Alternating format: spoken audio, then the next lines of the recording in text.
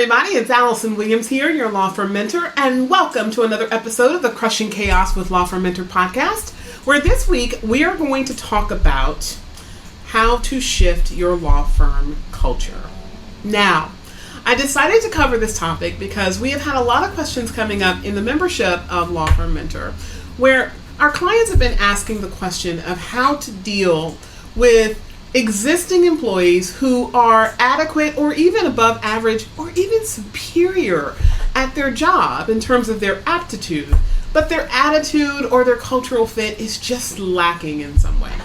It could be that you hired a person and they started off exactly where you were, or they had some quirks and some foibles, but you didn't really care because it was just you and you just kind of learned how to adapt around it.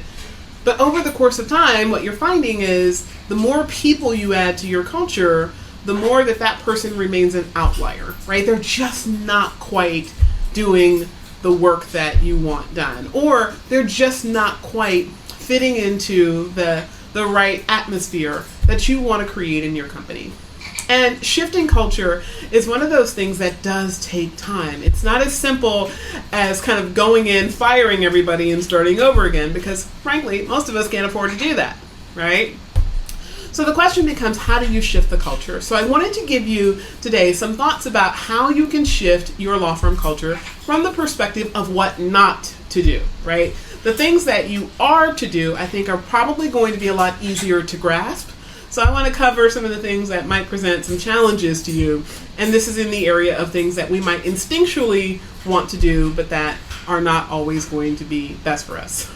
So the very first don't is that you should not neglect the reset conversation. So what is a reset conversation?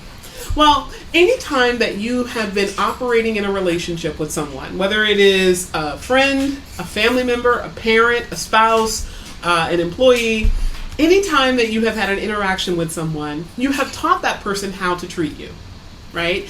Either by virtue of things that you have proactively said or things that you have failed to respond to when you did not like what was done. And so if you teach someone how to treat you, and now you want them to treat you differently, you can't just start to complain about the things that you always found acceptable and expect that they're going to miraculously change course. You have to be definitive in saying, let's stop and pause and talk about how this relationship is going to unfold. And that means being willing to own the fact that you either allowed or invited someone to behave in a certain way. You might not have said, I want you to be disrespectful to me. But when they were, you didn't stop them.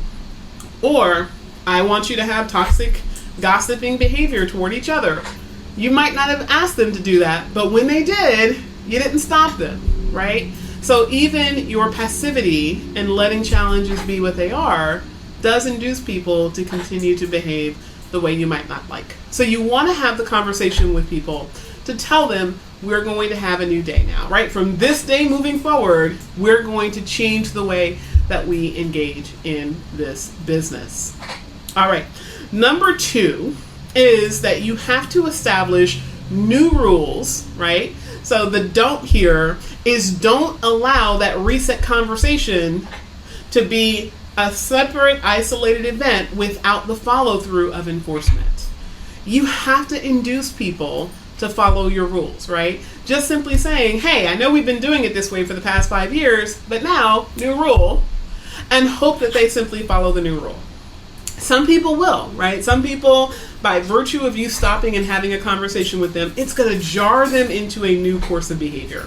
But for most people, the vast majority of people are creatures of habit, right? So they have been pretty automatically engaging in behavior in a certain way, not because they wanted to do something to you or even for you, but because they fell into a modus operandi.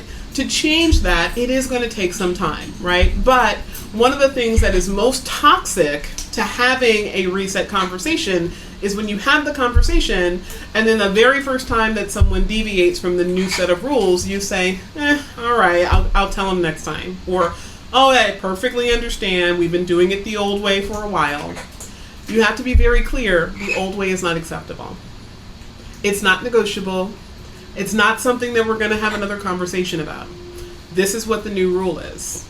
You have to make sure that they understand the gravamen of your reset conversation, and you do that, you teach them that through enforcing the rules that were established in that reset conversation.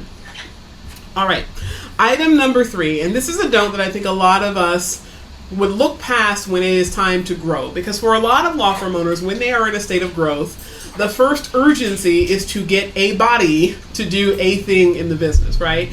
You need a lawyer to bill hours or process cases or move the time on desk. You need a paralegal to facilitate the legal work being done or manage the clients or file the documents, right? Whatever the need is, your focus is on filling that need, not necessarily on reforming the culture as you fill the need. But just as we're very intentional with telling our clients you have to be proactive in defining the perfect hire for you, you also have to be proactive in defining your culture. Your culture is going to be critical. And the way that you define your culture, the way that you get people on board with your new culture, is that you have to bring people in who embody the culture that you desire, not who shift slightly from the culture that you already have. So what do I mean by that? Well, think about it this way. If you have people in your company that gossip, right? There's a certain level of tolerance that people will have for that, and they almost intuitively believe that it is required that people just in engaging with each other will talk about each other. But I'm sure you've heard the quote before, lower level people talk about people, higher level people talk about thoughts and ideas, right?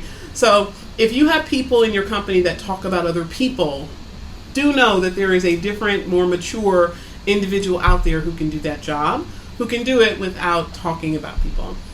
So you do want to eradicate things like gossip in your culture.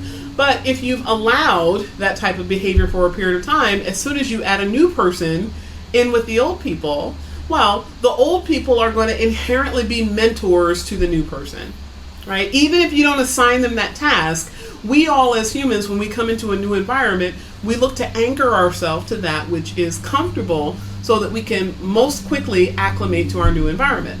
So if you come into an environment where you don't know anyone, you're going to be looking for how other people engage and behave so that you can figure out how you should engage and behave. And that usually means you're going to be picking up the good habits of the hires that are there and the not so good habits. So you don't want to have that happen, but we know that to a certain degree it is instinctually going to happen. So what do? You had the reset conversation, you're going to enforce the rules of the reset conversation, and when you add in a new person, you're going to tell the new person what are the absolute deal breakers of this workplace. Now, you might be asking yourself, if I got 5 or 10 people over here that are engaging badly, and I tell this person over here, as soon as you do it, you're out, is that really going to be accurate? Am I really going to fire someone as soon as they break that rule? Well, depending on what the rule is, you may or may not fire them automatically, but you absolutely have to address it automatically, and you have to let them know that you have a zero tolerance policy in your office for that behavior. So if they are aware of something that's going on that you have said is absolutely not permitted, they should be telling you, just as everyone else should be telling you, right? Now, telling you doesn't necessarily mean you, the business owner. It can mean your HR department. It can even be an anonymous tip, however you would facilitate that. But the goal is that you not bring in a new person and simply dump them into the laps of the old people and expect that you're going to get the new reset conversation behavior. You're going to get the behavior that is tolerated in your company. So the new people coming in have to be able to have a firm foothold on what is allowed and what is not allowed. And that typically means testing for what they are predisposed to already. Because there are some people that would engage in bad behavior no matter who they're around, and there are other people that are going to be more influenced by bad behavior if they see it, but if they don't see it, they wouldn't have been inclined toward it in the first place. So all of that, of course, goes to the idea that when you are creating a culture and when you are shifting a culture, you are doing so from the perspective of getting people from the outside coming in with a fresh new set of behaviors and attitudes that are going to be supportive of and consistent with your new culture, not your old culture. All right, everyone. I'm Allison Williams, your law firm mentor, and you've been listening to another episode of the Crushing Chaos with Law Firm Mentor podcast. I'll see you next week.